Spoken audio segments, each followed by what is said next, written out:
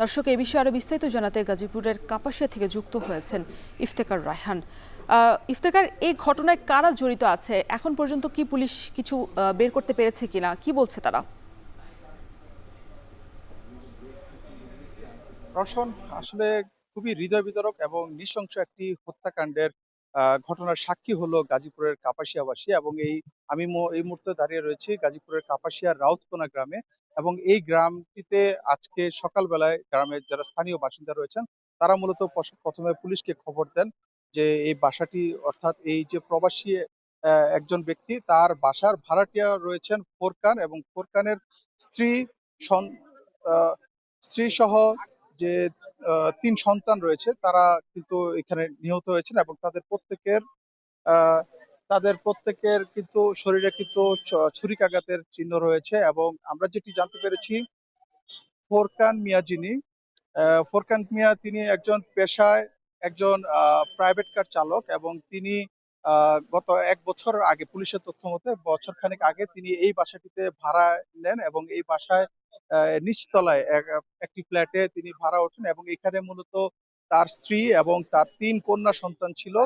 এবং এই ৩ কন্যা সন্তানের বয়স কিন্তু রয়েছে যথাক্রমে আহ সবার বড় যে কন্যা সন্তানটি রয়েছে তার বয়স আনুমানিক ১২ থেকে ১৪ বছর। এবং এরপরে আরেকজনের বয়স হচ্ছে ১০ বছর, এবং আরেকজনের বয়স হচ্ছে আহ ১.৫ থেকে ২ বছর। এবং এই ৩ কন্যা সন্তান সহ স্ত্রী, তার এই ৪ জনের রক্তাক্ত মরদেহ ছিল। এবং স্ত্রী যিনি রয়েছেন তাকে কিন্তু এখানে দেখা গেছে যে জানালার সাথে দড়ি দিয়ে ঝুলিয়ে রাখা হয়েছিল এবং তার শরীর ক্ষতবিক্ষত করা।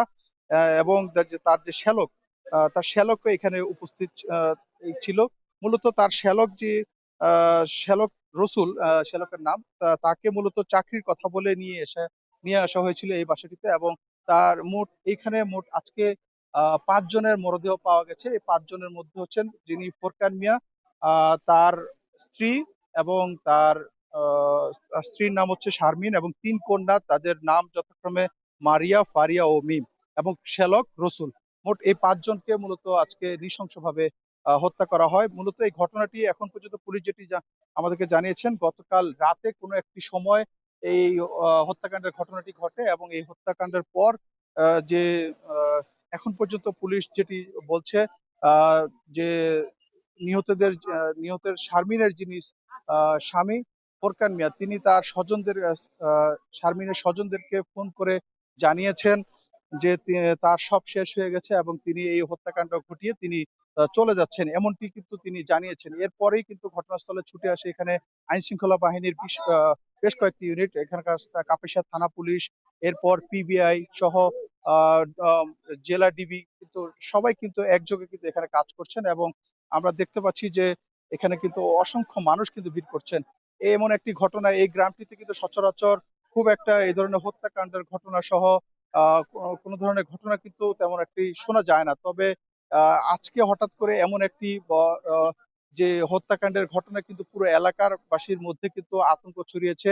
আশপাশের যারা স্থানীয় বাসিন্দা রয়েছেন তারা কিন্তু এখানে ভিড় করছেন এবং তারা এখানে আসছেন, তারা বিষয়টি আহ দেখছেন। এবং এখানকার আমরা আইন শৃঙ্খলা বাহিনীর যারা সদস্য রয়েছেন তাদের সাথে আমরা কথা বলেছিলাম, তারা যেটি আমাদেরকে জানিয়েছেন যে এখন পর্যন্ত তারা এই পারিবারিক কলহের জেরেই যে এই হত্যাকাণ্ডের ঘটনাটি ঘটেছে বলে তারা আহ মনে করছেন। এবং এই রাতের কোনো একটি সময় এই হত্যাকাণ্ডের ঘটনাটি ঘটে। যদিও এখন পর্যন্ত যে ফোরকান মিয়া, তাকে কিন্তু আটক বা গ্রেপ্তার করা যায়নি। তবে পুলিশ যেটি বলছেন যে তাকে গ্রেপ্তারের জন্য কিন্তু পুলিশের একাধিক ইউনিট কিন্তু চেষ্টা করছেন।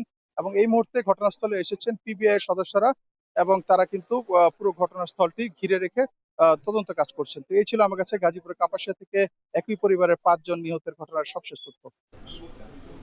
একই পরিবারের গাজীপুরের কাপাসিয়ায় একই পরিবারের ৩ শিশুসহ মোট ৫ জনকে গলা কেটে হত্যা করায় এলাকায় আতঙ্ক বিরাজ করছে। সেখানকার সার্বিক পরিস্থিতি জানাচ্ছিলেন আমাদের সহকর্মী ইফতেখার রায়হান।